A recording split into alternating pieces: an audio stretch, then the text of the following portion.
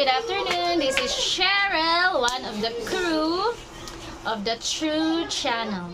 So guys, I am here in Jem's place. So as you can see, she changed her area. She put some artificial, what is this? Wallpaper. It looks good, right? So I like the color too. So guys, I am here to make a video about the foreigners or Filipino who wanted to purchase some properties here in the Philippines. So guys, investment about properties is really like highly recommended if you're a foreigner here in the Philippines, if you want to settle here. And take two again. Hi guys, so here actually I have the list. Guys, our topic will be when you do purchase some properties here in the Philippines as a foreigner and as a Filipino as well, or an OFW. If you wanted to buy a properties here, you have some guidelines, or I mean at least an ideas, not really ideas, it is a must, a list of a must thing you have to do when you purchase some property. So as a foreigner guys, you cannot own property here, so it will be named to the wife, but I think it's together with your name. I think it will be in the title, because I know some foreigners who are married with Filipina, like let's say Maria Luisa Gomez, a Filipino married to John Gomez, ay American. It will be named like that there in the title. That's what I saw. So before purchasing property here, just make it sure guys that you are sure with your girlfriend, if it is your girlfriend, because it will not be named to you, so it will be named to the girlfriend. So if I were you, you have to check thoroughly to your girl. I mean, if she is what do you call that one, deserving enough to be invested. It's not really that I'm saying that it's not good, but at least guys, that property that you have to buy together with her, with your Filipina, it's the money that you work harder. It's your blood and sweat and tears. So if things doesn't go well with your girlfriend, technically you don't have any rights with the property you bought. It will be all to hers. So you have also to protect yourself from that, because it's not easy to earn money just like one like this. So I understand that. So that's why it's just just an advice, just to make it sure that you are really sure to your girl or to the lady that you wanted to live with you. And if you're married, at least you can get something out from that, at least. So I got some ideas or list here for the things that you have to do. And also guys, here in the Philippines, there are a lot of people are trying to sell properties. So please don't be blinded if it is they're selling a property that's in a low price, because mostly either they're in a hurry, or some relatives are getting sick, or they're scamming people. There are a lot of people like that here. So as a foreigner, please thorough check and everything. Don't just like money doesn't matter with you. Well, if the money doesn't matter with you because you got plenty of money and you like to waste your money, then go ahead. But if not, so please be careful. So before purchasing properties guys, you have to ask to the one who's trying to sell it to you. You have to ask that who is the seller, and if that seller is the one who is named in the title, that's the first thing you have to ask. And then if not, so get a certified true copy of the title, and then have it checked there in the city hall with your girlfriend or with your wife, just to make it sure that the lot they're trying to sell is clean.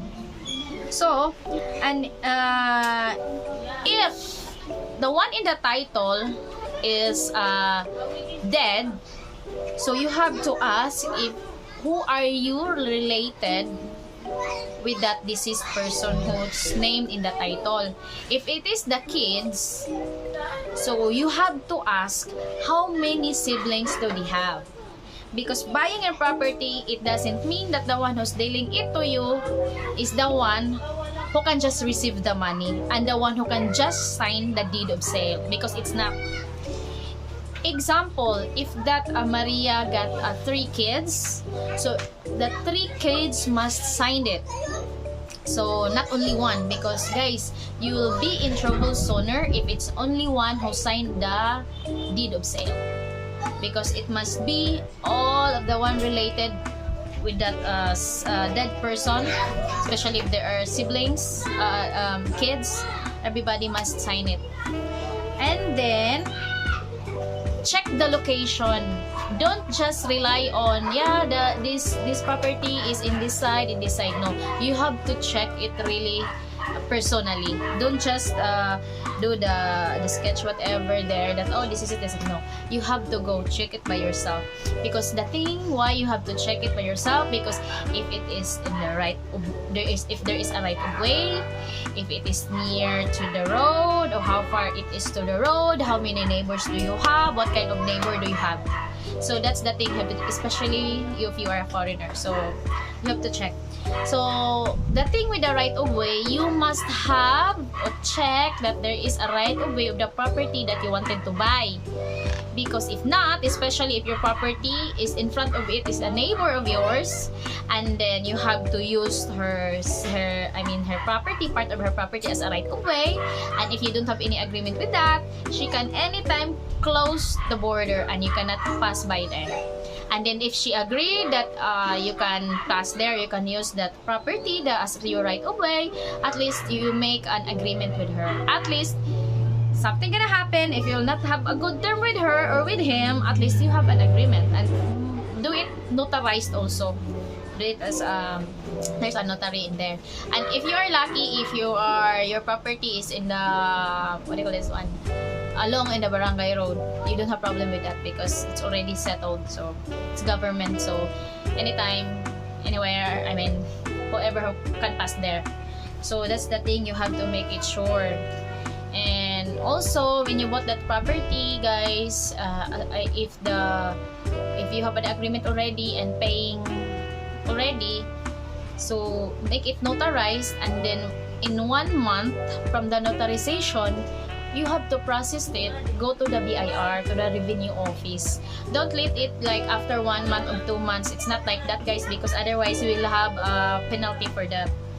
Believe me, I process stuff already, so I know. At least a little bit, guys, I have an idea. So the right of way, check it out. Really check it out. And then ask a sketch plan, division, what property and where is that, and then what is the size or the shape of your lot. Must is elongated, if there is whatever. So and guys, be mindful also. That's why I want you to check what kind of neighborhood you have, because here in the Philippines, guys, people at 6 a.m. they do karaoke. So what if your neighbor are squatter area, even though it's not a squatter area, but it's a kind of a small village or sitio, that's what we call it here. They love singing, like my neighborhood. 6 a.m. guys, they even do praying, and then the national anthem, and after that one, they do singing. And if you as a foreigner, I know foreigner likes a peaceful sleep, a peaceful area, and in your neighborhood is like that, you cannot sleep, believe me.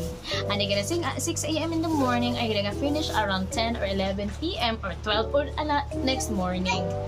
So that's why you have to be like very strict in checking all details for the place where you wanna buy.